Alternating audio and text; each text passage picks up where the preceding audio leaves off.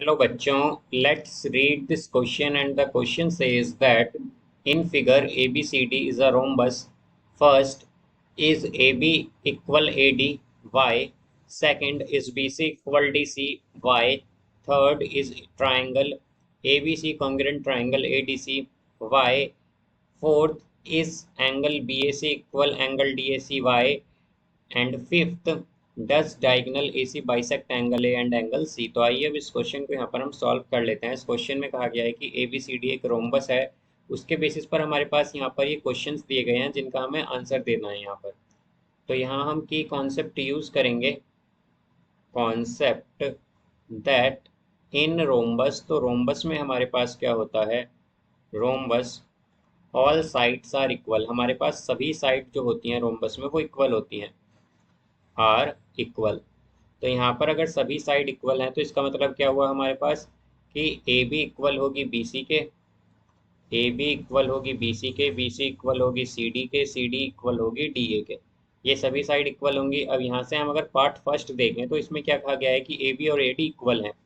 तो अगर हम देखें कि ए बी इक्वल है बी सी के, बी सी इक्वल है सी डी के, सी डी इक्वल है डी ए के, तो हम क्या कह सकते हैं कि ए बी इक्वल है यहाँ पर किसके, डी ए, और ए डी सेम ही है हमारे पास। तो यहाँ पर हमारे पास ए डी क्या होगी, इक्वल होगी, यानी कि ए बी और ए डी इक्वल होंगी। और यही हमें पार्ट फर्स्ट में बताना था कि ये इक्वल है या नहीं। तो हम क्या कहेंगे, A B is equal to A D, तो ये क्या है हमारे पास, ट्रू है यहाँ पर।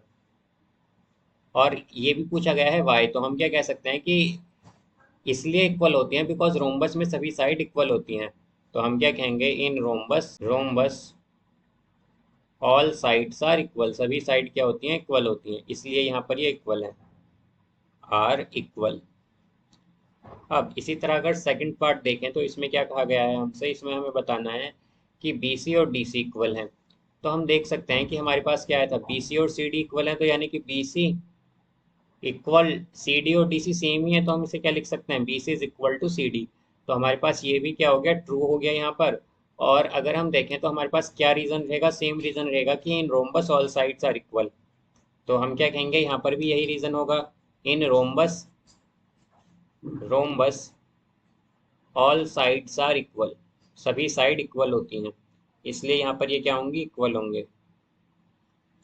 अब इसी तरह अगर हम पार्ट थर्ड देखें इसका, तो इसमें हमसे कहा गया है that triangle ABC congruent triangle ADC. तो अगर हम कंसीडर करें in triangle ABC and triangle ADC,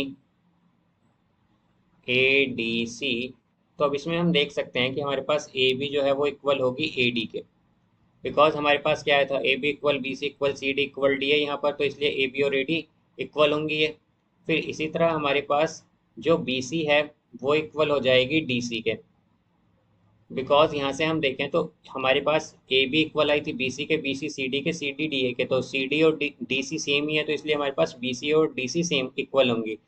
और जो ए सी है वो दोनों में क्या हो जाएगी, कॉमन।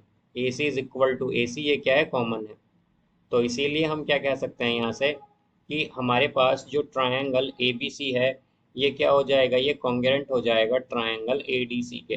तो ये दोनों ट्रायंगल कॉन्ग्रुएंट है, ये यहाँ पर हमें थर्ड में यहाँ पर बताना था। तो हम क्या कहेंगे कि ये भी हमारे पास ट्रू है। और रीज़न हमने बता दिया किस लिए ट्रू है ये, बिकॉज ए बी इक्वल है ए डी के, बी सी इक्वल है डी सी के, और हमारे पास ए सी दोनों में कॉमन है, इसलिए क्या है, दोनों ट्राइंगल कॉन्ग्रुएंट है। तो हम क्या कहेंगे कि ये स्टेटमेंट भी ट्रू है यहाँ पर, थर्ड। अब इसी तरह अगर फोर्थ देखें तो फोर्थ में कहा गया है यहाँ पर angle B A C equal angle D A C. तो यहाँ पर हमारे पास एक रोम्बस में प्रॉपर्टी होती है कि in rhombus, rhombus, rhombus diagonal, diagonal bisect vertex angle. Diagonal क्या करती है, बाइसेक्ट करती है वर्टेक्स एंगल को, वर्टेक्स एंगल। तो अगर डायगोनल वर्टेक्स एंगल को बाइसेक्ट करेगी, तो बाइसेक्ट का मतलब होता है टू इक्वल पार्ट में डिवाइड करेगी। तो हम देख सकते हैं कि एंगल ए जो है हमारा ये दो इक्वल पार्ट में डिवाइड होगा।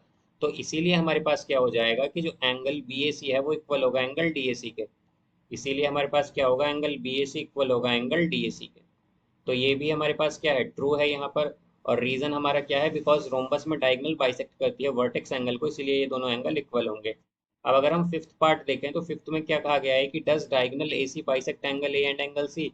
तो हमने यहाँ पर अभी क्या देखा था फोर्थ पार्ट में कि रोम्बस में डायगोनल बाइसेक्ट करती है वर्टेक्स एंगल को, और हमारे पास यहाँ पर एंगल ए और एंगल सी क्या है, ये वर्टेक्स एंगल है, तो डायगोनल क्या करेगी ना AC बाइसेक्ट करेगी। तो हम क्या कहेंगे कि डायगोनल AC जो है, डायगोनल AC यहाँ पर बाइसेक्ट करेगी, bisect angle A and angle C, ये दोनों एंगल को क्या करेगी, बाइसेक्ट करेगी, इसलिए हमारे पास ये भी ट्रू है स्टेटमेंट फिफ्थ भी। So I hope you understood it well, best of luck, thank you.